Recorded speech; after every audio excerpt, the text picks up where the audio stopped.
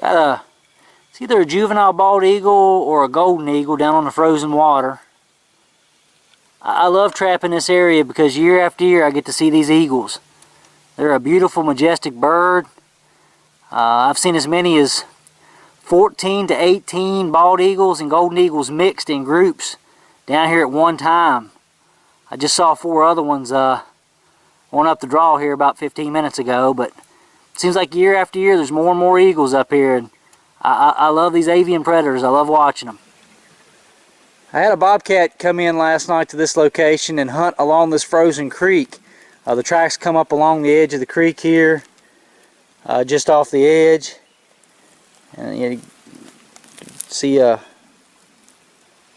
bobcat tracks there, and they come on over here to where the ice starts to get thin. The bobcat actually worked. You can see this angle. You can see the angle, all the tracks there. The angle in which it kind of come down and got right over to where it's starting to get a little thin, and it worked. And then it came on over here. There's actually a power line right here to the left, and I assume it worked on down the power line. I actually have a set up in the draw over here. You probably can't see it very well for the sun, but I have a set over there. I've already checked it. There's nothing in it, but this bobcat could have come to it last night. Half the bait was missing. But what happened was we got a wet snow and rain night before last. It stayed moderate yesterday, so I kind of let them ride. But last night it got colder than I thought it would. It got down to 19 degrees and it froze everything down. So I've got that trap rebedded, and you know, if it comes back now, it'll fire. It could have danced a jig on that trap last night and it wouldn't have went off. So I backtracked on this cat as far as I could up the creek, and I actually found a real good set location up there where a pipe comes under the road to feed this or to help with the drainage of this. There's actually a real good location there just off the side of the road. I could hold a cat there and people drive by and not even know it.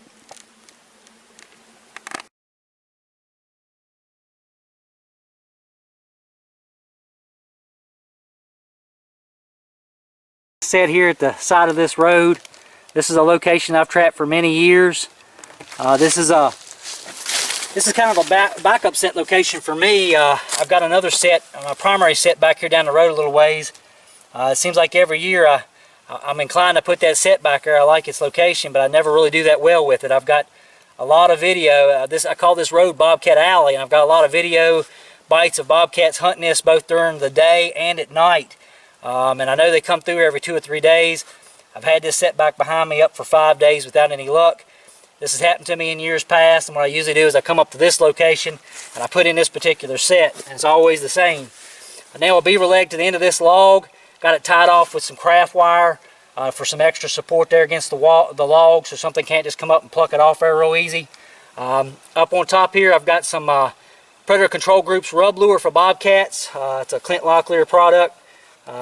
And beside it, just to kind of spice it up a little bit, I got some catnip oil. I like to use these appliers that are like droppers. You just put a few little drops on there, and keep it in my pocket so it stays warm. It's easy to use. Up on top the beaver leg here, I've got some Sweetwater Flats beaver caster, just spicing up the beaver leg a little bit. There's a lot of caster lure out there that does good. Paul Dobbins' backbreaker does good. Tim Caven's timber does good. There's a lot of good caster lure out there. Just so happens I'm using Sweetwater Flats on this one. I sprinkled the log a little bit with some certified organic catnip.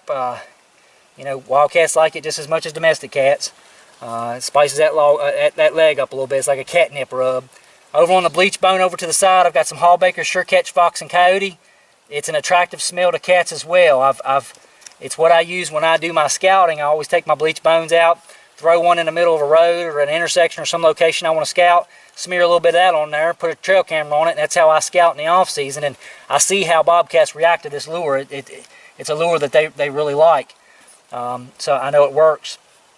Up inside and up, there's actually a 2-3 inch gap here where the log doesn't touch the ground. I actually have a hollowed out stick, birch stick up inside there, and I have John Graham's Tomcat gland lure up inside there. I got a feather for some extra eye peels. There's eye peel on both sides. The leg in and of itself is some eye peel. It's just right here next to the road. We're only a couple feet off the cats are, it's right on location. The cats are walking right here. Got some bobcat urine over on this tuft of grass right here, and I found some scat down in the crevice back over here. I assume it looks like it's larger than what I usually find for bobcat scat, but it looks like bobcat scat. I can't imagine a coyote climbing up on top of the log there to lay down some scat. I think it was done by a bobcat. So put some urine on it also, more as a call than anything else, a call lure for them to come on over here and get their attention. But the way the wind blows, it usually kind of blows this way, and any cat's coming up this road is going to catch it, and it's definitely going to see all this eye peel over here. What I like about this set, with the pace lure, with the rub lure, which holds up real well with weather, and with the fact that the gland lure is up underneath this log, protected from the weather, this is a good wet weather set. It does it really good in the rain or snow. I've had a lot of success with it during inclement weather. So that's this set completed. And hopefully it can do what this other set's not been able to do, and that's catch a bobcat. Or a coon. Caught a lot of coon here. I'm here at a set where I have a beaver leg nailed at the end of that log right there. Up underneath the log, there's a piece of blackened wood. I have John Graham's Tomcat, Bobcat gland lure. I have a hollow log here. I have Powder River cat call up inside there. I like putting it up inside a hollow log. Kind of protects it from the weather a little bit. Had a trap bedded out in front to where the cat had to actually kind of come in front and round the log to get up into where the beaver leg is. Put some cat urine on the end of the hollow log there also. And I've got a real pretty bobcat there. We don't have the prettiest bobcats in the world as far as bobcats go. This one's actually a good looking bobcat. It's spotted up nicely, and I've caught quite a few cats in this area, and it seems like they're always the prettier cats I catch during the season. Sometimes even got some rosettes going up the side nice.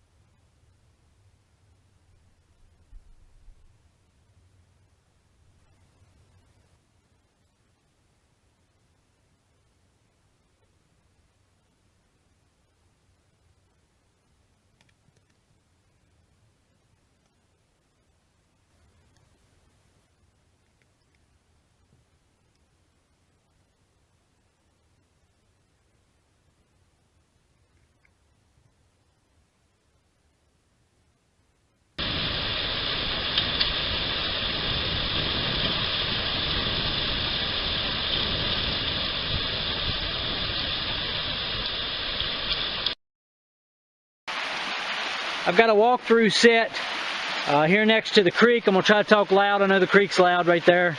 But I love a walkthrough set for bobcats. I got some predator paste on the bleach bone there. I've got some beaver meat and some beaver castor on sheep's wool down in a dirt hole at the face of the log there. A little bit of bobcat urine on the side, some cat call lure on the front, and some predator bait up underneath the log itself. You know, you're not going to overwork a bobcat's nose. You can see here there's a trail coming down along the creek. That trail goes a long way up through there. I mean, a long way up into a gorge way up in there. Comes all the way out to here. There's actually another, it's an old logging road that comes into the creek right here. It's where they used to cross the creek when they were logging many years ago. And so I'm standing right in the middle of a Y because that's both those trails come together, and this trail goes on up the creek. So got another set up and another Y up at the top of the ridge up there. You know, I like it when these trails and roads and all come together. It makes for real good set locations. So I'm excited about this set, and we'll see what happens.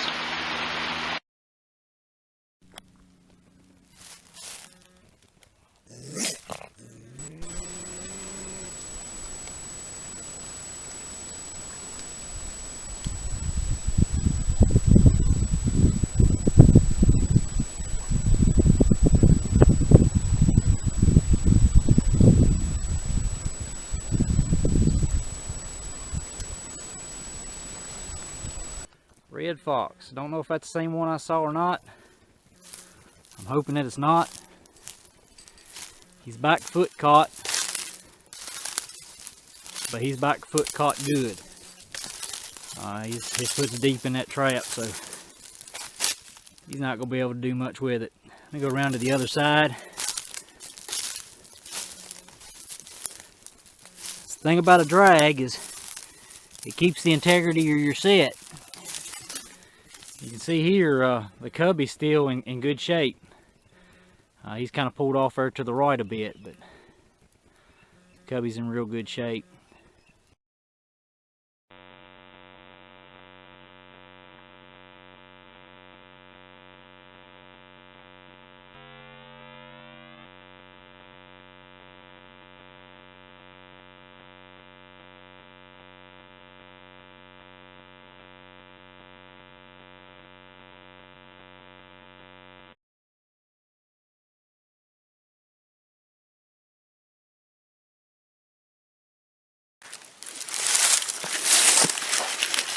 This is a hollow log set. This is a location that I've had this hollow log here in the bank for at least 4 or 5 years. I've taken a couple cats from here, and I know at least one gray fox and a few possum over the years. But it's on a ridge top. It's actually a three-way intersection right here, real old logging roads, or else roads that the Forest Service used to access different parts of the ground. This is public ground. The hollow log's in pretty bad shape. Every year when I come in here, I find where squirrels have put a cache of nuts up inside there, so I gotta rake all that out before I can even start constructing the set. But I think this might be, I think it's on its last leg. It's starting to crack real bad. I put a piece of wood up top here, starting to crack across the top real bad. So I didn't put this trap on a drag. I just went ahead and staked it down. If I catch something here and it tears the log up this season, then so be it. I've definitely got my money's worth off of hauling it in here. But I've got a gobbler head back in the back for bait in the back of the log there. I've got some of Clint Locklear's cat collector as a call lure out here in the front. I've got some, of course, as always, I've got my Bobcat gland lure back in there, and a little bit of beaver caster, which is very attractive to cats, regardless of whether I'm using beaver lead or not. I like to use that beaver caster. But you'll hear me say that quite a bit through the video. Blending the trap in here in the front. Find my pan. Just kind of push everything back from the pan a little bit there. Even though this is public ground, I've got one of my better traps here. This is an area that's it's a no-shoot area for safety. I view hunting as a part, trapping as a part of hunting, but people don't hunt it because they can't shoot. But as a trapper, I don't need to shoot to take care of my quarry. So I come in here and have for many years now. A little bit of a blend here.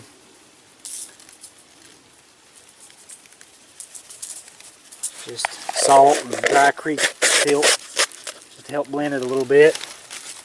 I like to use these dried up chunks of moss, I guess it is. I use it sometimes just to kind of help with the blend. Just something to fool with.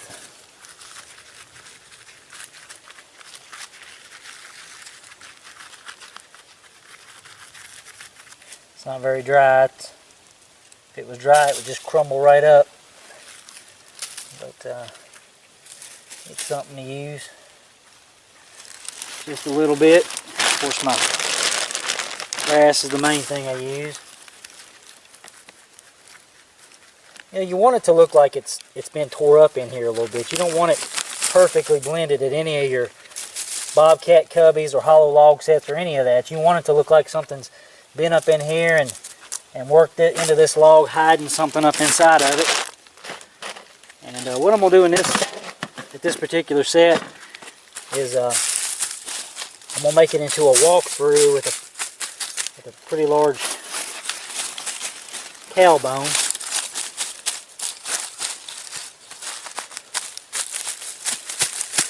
So in order to get into where that that gobbler head's at. It's going to have to come across my trap. I got a piece of driftwood here. I've used it for years. It's been here as long as the log, if not longer. I think I used to use it. I used to run just a regular log set that wasn't hollow logged here, and I used it then to help make a walkthrough. But I'll show you what the set looks like completed. Make sure I got good avenues of approach on both sides.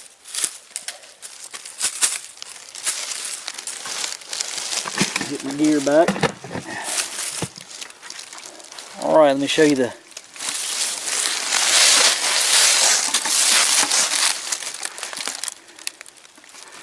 that's the set completed. The Bobcat can come in from the right or from the left, and using that bone right there like that is kind of it's a walkthrough. So you can turn any set, whether it be a cubby set or a hollow log set or a dirt hole set, a post set, whatever set you make, you can just set something back like that and make it into a walkthrough. You can put lure on the bone, which is, I always put a white paste lure that I have. I think it's a Hallbaker's lure. It's a Sure Catch Fox and Coyote.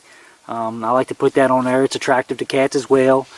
Of course, I've got my feather hanging up right there near the set. Well, I can't make a hollow log set look any bigger or better than that. I'm at a location. I actually had a cubby built there earlier in the season. I caught a pretty good sized female, but I came back in here and I found some fresh bobcats scatting the road right there. Wasn't there when I was last in here. So I hauled this big beast of a hollow log. That thing's more like a cubby set than a hollow log set. It's so big. But because I've got this access road that comes over to the power line, I can just back it right up and drop it off right there, and that's where it's going to stay. Hopefully this spot will be good to me in future years. But got my little chirper box there, electronic trap bait. That's just what I call them, chirper boxes. But inside the cubby slash hollow log there, I've got a beaver leg nailed up, and then I got a gobbler head for eye peel kind of staked down in the back of it. Out front I've got my feather, my bleach bone, as always. And of course I've got it lured up. On a location here, it's a power line, and I'm just inside the National Forest marker right there. And the power line, of course it goes on up over the hill, and then there's a big draw or hollow down here on the back side of it, and then it continues out that way. So a chirper box is aimed where the maximum volume will go out that way. Anything working the power line down in there might come up to investigate, and it's close enough to the road that anything working the main road, edge of the main road or whatever out there will hear it and maybe come over and work the set.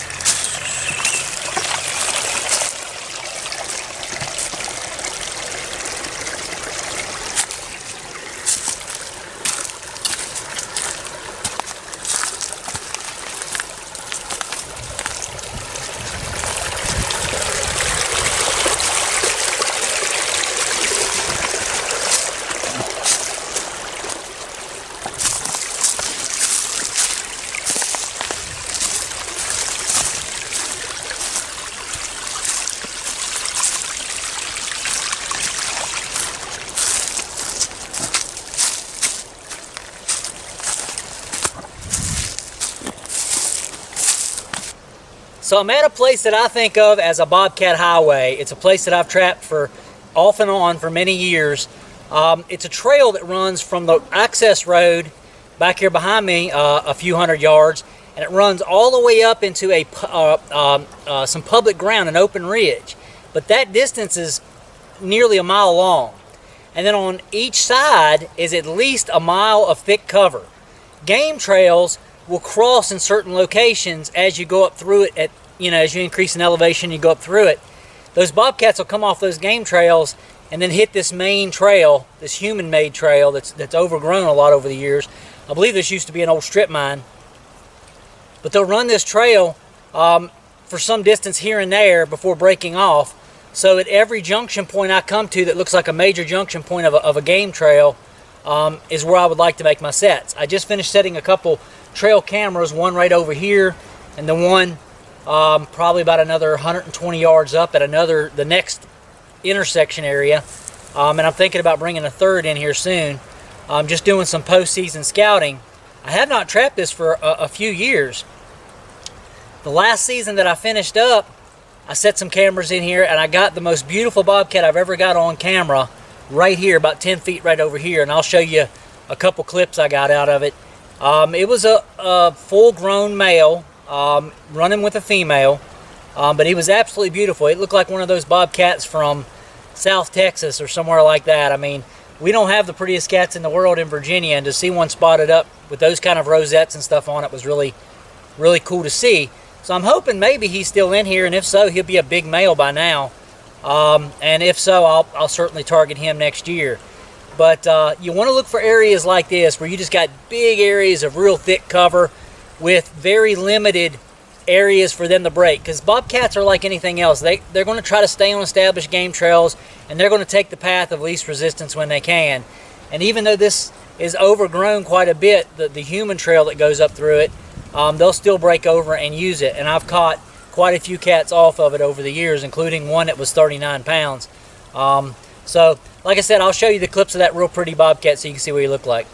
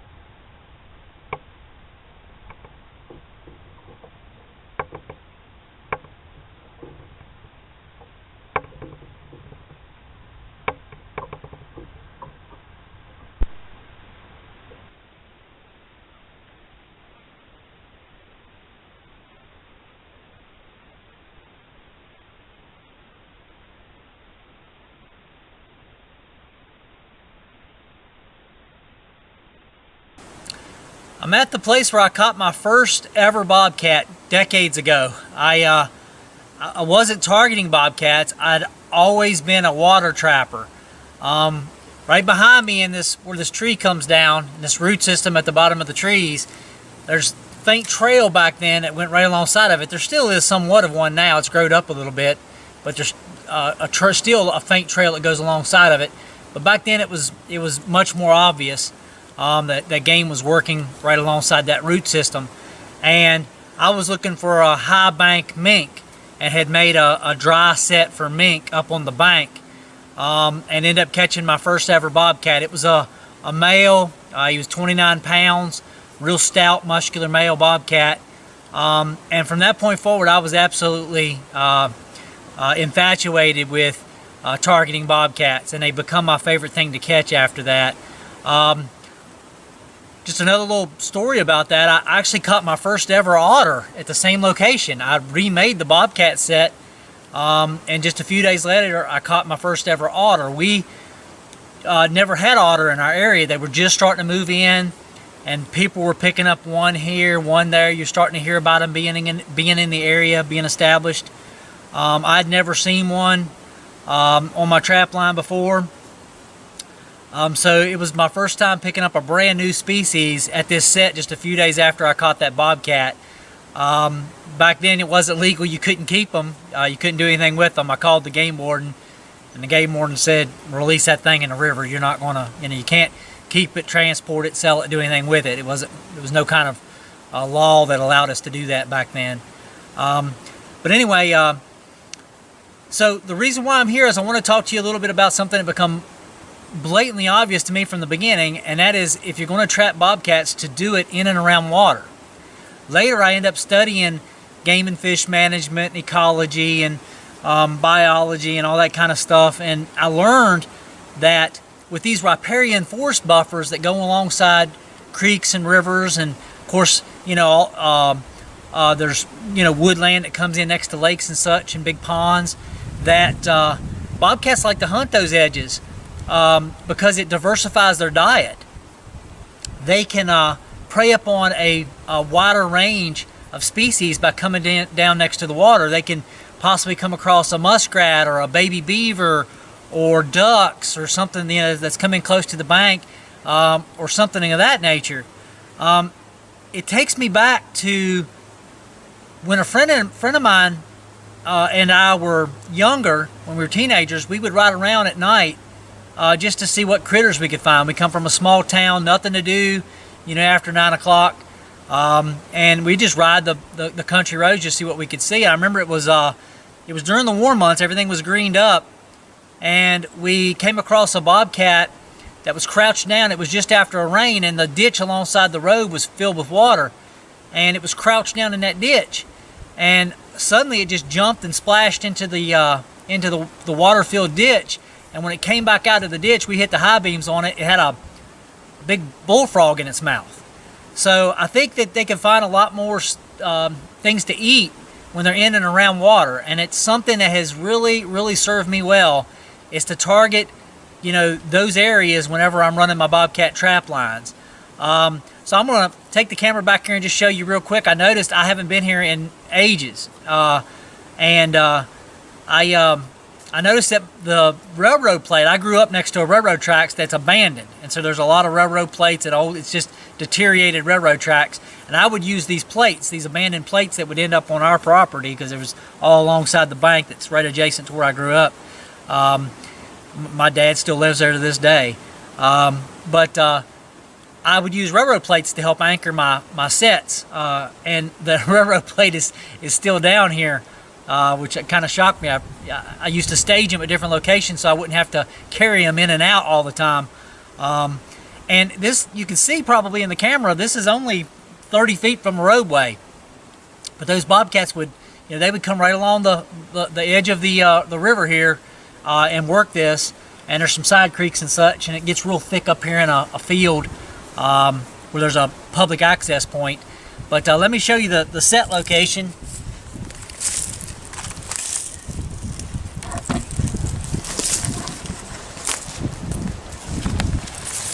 So this is the root system, and it looks very much like it did back then. I remember it stood out to me back then just because of a faint trail that you can see still kind of comes around. It's growed up right in there. But I guess what made it ideal was, and I didn't think about it at the time, not being a bobcat trapper, is I would make my setup in there, and that's kind of a natural cubby. I mean, now I would make one heck of a bobcat cubby out of that. But that's where I would actually make my mink sets, because mink like to work these root systems. So, and then I just noticed that my railroad plate has been there for, like I said, it's been there for decades. I mean, a very long time. Just still stuck there in the roots. But anyway, I just thought I'd share this location with you. I think I've got a photograph of that bobcat way back when, digital scan of that picture. I'll share with you.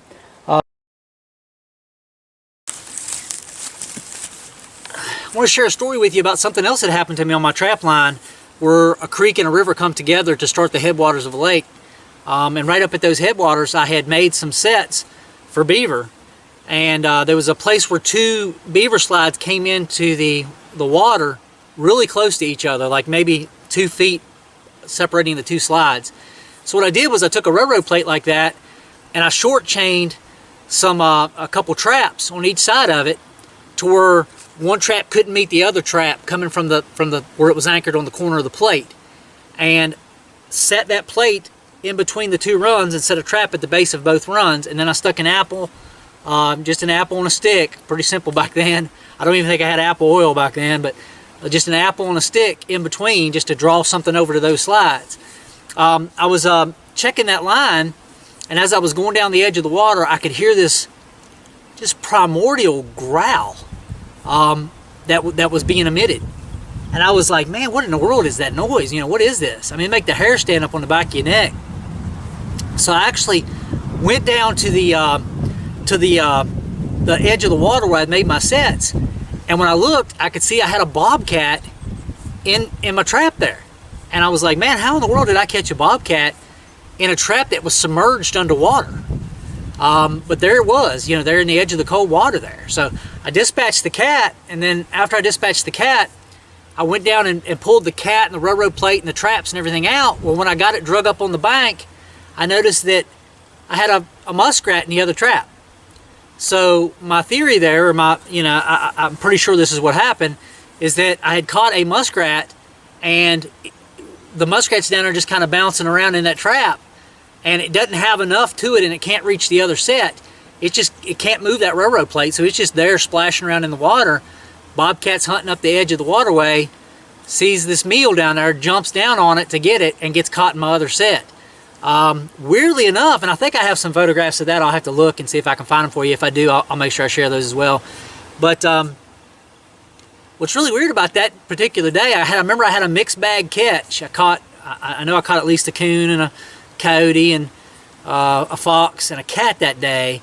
And the reason why I remember it is not just because of the cat catch, but on a fox catch, I had set just a trail set with no bait, no lure, no urine, no nothing, where I had noticed tracks were showing they were jumping across this really narrow little drainage creek. And I had actually set a trap there, and when I was checking my sets, I go over to it, and I didn't stake it off. I had put it on a railroad plate. And whenever I got over to it, I noticed my trap was gone. Railroad plate was drug over. The creek was narrow, but it was deep. Water had eroded it down pretty deep, and there's a gray fox drowned in that trail set. So I remember thinking that was a really weird day to have both a bobcat and a fox end up in water when I'm, you know, not at all set up for that to happen on either one of those sets. I didn't think, you know, that was what I'd be coming in contact with. But anyway, I wanted to share that story with you because, again, it emphasizes that, you know, they're definitely going to target muskrats, baby beavers, ducks, bullfrogs, depending on time of year, the different things that they're going to want to target in and around the edges of waterways. So the point of this segment is just to say that if you have areas that you can trap that's in and along waterways, it's definitely an area that you want to focus, or areas that you want to focus. I was lucky enough to learn that from my first catch, my first bobcat catch ever. I immediately identified, hey, you know, I caught this thing right next to a river. So that's been very beneficial to me over the years, because again, bobcats have a much more diversified diet by targeting those areas, and I think they target waterways a lot. Not to mention fish that may wash up on the bank, dead fish or something of that nature. So there's a whole different gamut of things. Even prey species that they target up high away from water have to come to water. So I think they really focus on water, either to ambush regular prey that's coming to the water to get a drink or something like that, or the critters that generally occupy those waterways or those areas with water. So you definitely want to consider that on your bobcat trap line.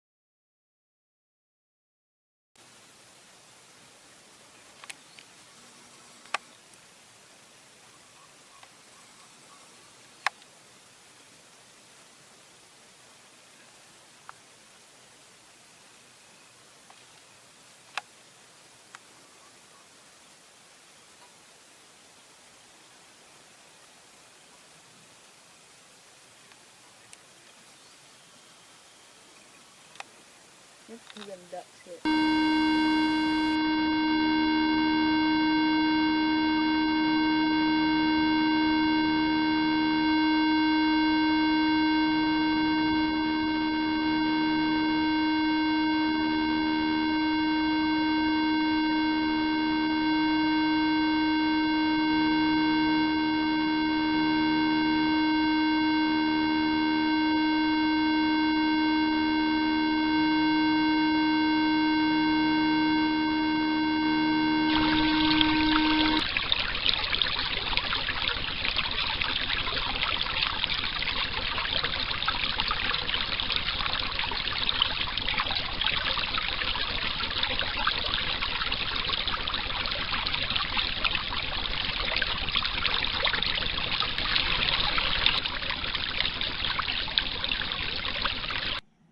I just want to tell you real quick about some videos that's really influenced me as a trapper.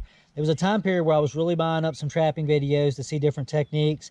And I came across a video here called Hardcore Cat and Coyote Trapping back in 2004. It's produced by Matt Jones and Lynn Williams. They're out of Kentucky, so the habitat that they trap is very similar to what I trap. And I was immediately a fan of their techniques, and I've adopted a lot of those in my trapping style. Matt has a lot of videos out that's predator trapping related. He actually has a really good beaver trapping video out. But Lynn ended up coming out with his own video called Black Spots and Silver Bellies that's about trapping bobcats and otter, which are two of my favorite animals to trap. So it's a very good video. Matt has a little cameo in it, but it's a very good trapping video for bobcats. Lynn really knows what he's doing. And then Matt has a pro fur handling video that is second to none. I've seen quite a few of them, and I really enjoy this one. It's called After the Catch with Matt Jones. If you want to know how to skin, flesh, stretch, and little tricks of the trade to optimize the value of your pelts, this is the video to get. I really enjoy this video. I've watched it time and time and time again, and I'm always picking up on new things. So I highly recommend it to anyone that's just getting started trapping, wants to learn how to handle their fur properly. But I thought I'm also a fan of Clint Locklear. He did a video with Matt Jones. Some of Clint's stuff is really good. Some of it I really can't relate to just because of, he's trapping, Texas or somewhere that's just not the same kind of habitat that I trap. But Clint certainly knows his stuff, and he does some trapping, in the eastern United States also.